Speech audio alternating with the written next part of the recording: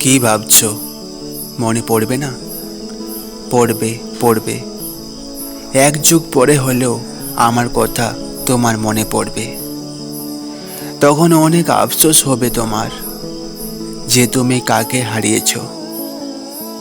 তুমি একদিন অনুভব করতে পারবে তোমার জীবনে কেউ একজন ছিল যে তোমাকে পাওয়ার জন্য মরিয়া হয়ে উঠেছিল। স্বার্থের এই পৃথিবীতে তুমি একদিন টের পাবে কেউ একজন ছিল যাকে তুমি শত অবহেলার পরেও, শত কষ্ট দেওয়ার পরেও সে তোমার সাথে থেকে যাওয়ার জন্য বায়না ধরেছিল। জানো তুমি, এই পৃথিবীতে স্বার্থ ছাড়া কেউ কাউকে ভালোবাসে না। সবার ভালোবাসার পিছনে কোনো না কোনো স্বার্থ বা উদ্দেশ্য লুকিয়ে থাকে। এই পৃথিবীটা স্বার্থে ঘেরা, অথচ দেখো, তোমাকে আমি কোনো স্বার্থ ছাড়াই ভালোবেসেছি।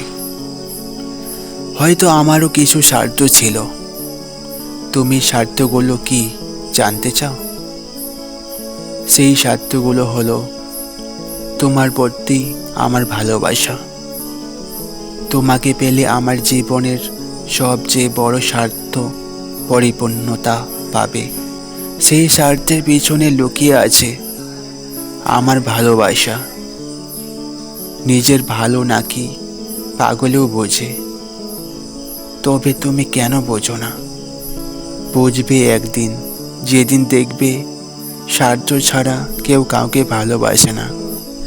সেদিন বুঝবে তুমি আমি ঠিক কি বলেছিলাম তোমার জীবনে। কিন্তু আফসোস করে কোনো লাভ হবে না তখন। হ্যালো ফ্রেন্ডস, আমি ছিলাম এতক্ষণ আপনার সাথে নব।